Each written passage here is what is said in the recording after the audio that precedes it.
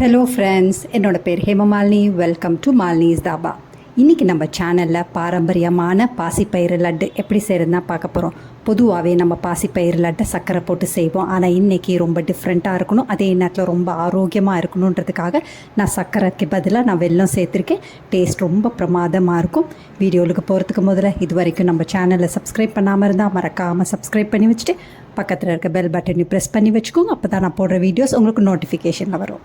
பாசிப்பயிறு லட்டு செய்கிறதுக்கு நான் இன்றைக்கி 1 கப் அளவுக்கு பாசிப்பயிறு எடுத்திருக்கேன். இதில் அதிகமான குச்சி கோம்பெலாம் இருக்கும், அதெல்லாம் முதல்ல நீக்கிடுங்க. நீக்கிட்டு தூசு மணல் இருக்கனால 4-5 தடவை நல்லா கழுவி எடுத்துகிட்டு வந்துடலாம். பாருங்கள், நிறைய மணல் தூசிலாம் இருக்கும். இதை நல்லா 4-5 தடவை தண்ணி ஊற்றி நல்லா அலசி முதல்ல எடுத்துகிட்டு வந்துடலாம். இப்போ பாசிப்பயிரை நல்லா கழுவியாச்சு. இதை அப்படியே அடுப்பில் சேர்க்க முடியாது, இதை நல்லா காய வச்சுக்கலாம். ஒரு துணியை நல்லா இந்த மாதிரி விரித்து போட்டுட்டு அதில் பாசிப்பயிரை சேர்த்துக்கோங்க. சேர்த்துட்டு ஃபேனுக்கு அடியில் ஒரு 20 to 25 நிமிஷம் காய வைங்க. அப்படி இல்லைனா வெயிலில் காய வைக்க முடியும்னா ஒரு 10 நிமிஷம் காஞ்சால் சரியாக இருக்கும். உங்கள் ஊரில் வெயில் இன்றைக்கி இல்லைன்னா நீங்கள் வெயிலில் காய வைக்க தேவையில்லை, ஃபேனுக்கு அடியிலே காய வச்சுக்கலாம். இன்றைக்கி நான் வெயிலில் தான் காய வைக்குவேன். நல்ல சுல்லுன்னு வெயில் அடிக்குது. இப்போ வெயிலில் காய வச்சுக்கலாம். இப்போ பாருங்கள், எனக்கு 15 நிமிஷம் வெயிலில் நல்லா காஞ்சிருக்கு. இப்போ பாசிப்பயிரை வறுக்க ஆரம்பிச்சிடலாம். அதுக்கு நான் இரும்பு கடாய் தான் எடுத்திருக்கேன். இரும்பு கடாயில் செய்யும்போது உங்களுக்கு இரும்பு சத்தும் கிடைச்ச மாதிரி இருக்கும், அதே நேரத்தில் பாசிப்பயிரில் நிறைய புரதச்சத்து இருக்குது, புரதச்சத்தும் கிடைச்ச மாதிரி இருக்கும். ஃப்ளேமை மீடியம் டு லோவில் வச்சு கைவிடாமல் 15 to 20 நிமிஷம் நல்லா வறுத்துக்கோங்க. வெயிலில் காய வச்சு 15-20 நிமிஷத்துலேயே நல்லா வறுப்பட்டும். நீங்கள் ஃபேனுக்கு அடியில் காய வைக்கிறதா இருந்தால் கண்டிப்பாக ஒரு 25 to 30 நிமிஷம் நல்லா வறுத்துக்கணும். அப்போ தான் மேல் பாகம் நல்லா கிறிஸ்பியாகவும் அதே நேரத்தில் பாசிப்பயிரில் உள் பாகமும் நல்லா கிறிஸ்பியாக கிடைக்கும். இப்போ 10 நிமிஷத்துக்கு பிறகு பார்த்தீங்கன்னா வெளிப்பாகம் மட்டும் நல்லா கிறிஸ்பியாக இருக்குது, உள்ளே இன்னும் கொஞ்சம் கிறிஸ்பியாக இல்லை. அதனால் மறுபடியும் நல்லா வறுத்துக்கலாம். இப்போ பாருங்கள், இந்த அளவுக்கு நிறமும் மாறி இருக்குது, வாசம் நல்லா வருது. இப்போ கொஞ்சமாக எடுத்து சாப்பிட்டு பார்க்கலாம்.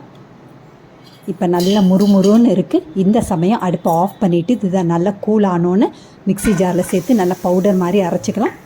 இன்னொரு பக்கத்தில் பேன் அடுப்பில் வச்சுருக்கேன். நம்ம 1 கப் அளவுக்கு பாசிப்பயிறு எடுத்தோம், அதுக்கு 3/4 கப் அளவுக்கு வெல்லம் சரியாக இருக்கும்.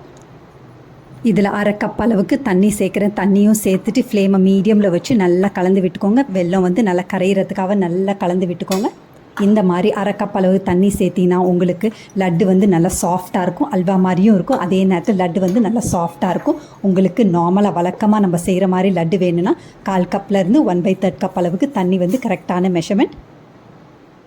இப்போ பாருங்கள், வெல்லம் நல்லா கரைஞ்சி வெல்லம் நல்லா பொங்கி வர ஆரம்பிச்சிருச்சு.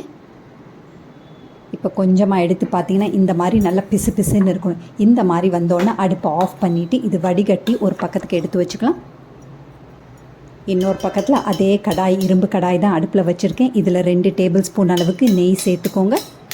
1/3 கப் அளவுக்கு நல்ல நீட்டாக வெட்டின பாதாம் பருப்பு சேர்த்துக்கோங்க. முந்திரி பருப்பை விட பாதாம் பருப்பில் நிறைய சத்துக்கள் இருக்குது, அதில் கொலஸ்ட்ரால் அதிகமாக இருக்குது. அதனால் குழந்தைங்கள்லேருந்து பெரியவங்க வரைக்கும் இந்த மாதிரி முந்திரி பருப்பை விட பாதாம் பருப்பு சேர்த்துக்கோங்க.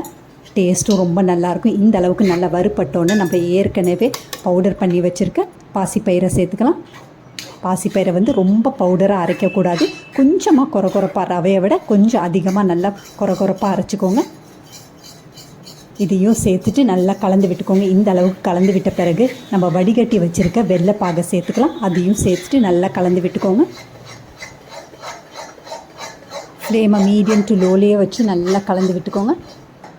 இந்த மாதிரி 2 நிமிஷம் நல்லா கலந்து விட்டுட்டு அடுப்பை ஆஃப் பண்ணிவிட்டு இதை அப்படியே நல்லா ரெஸ்ட் பண்ண வைங்க.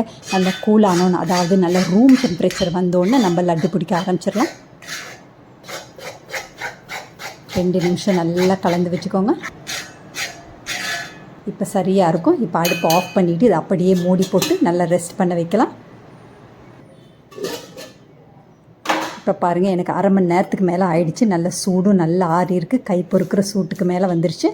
இப்போ நல்லா கலந்து விட்டுக்கோங்க. கலந்து விட்டுட்டு லட்டு பிடிக்க ஆரம்பிச்சிடலாம். வழக்கமாக நீங்கள் எந்த சைஸில் லட்டு பிடிப்பீங்களோ அந்த அளவுக்கு மாவு எடுத்து லட்டாக பிடிச்சிக்கோங்க. பாருங்கள், மாவுலேருந்து கொஞ்சம் எடுக்கும் போதே நல்லா அல்வா மாதிரி நல்லா சாஃப்டாக இருக்குது. அதே நேரத்தில் டேஸ்ட்டும் ரொம்ப பிரமாதமாக இருக்கும். குழந்தைங்க ஸ்கூல்லேருந்து வந்த உடனே ஏதாவது ஸ்வீட் கேட்டால் இந்த மாதிரி நீங்கள் ஆரோக்கியமாக செஞ்சு கொடுக்கலாம். அது மட்டும் இல்லை, ஸ்கூலுக்கு ஸ்நாக்ஸாகவும் இதை நீங்கள் கொடுக்கலாம்.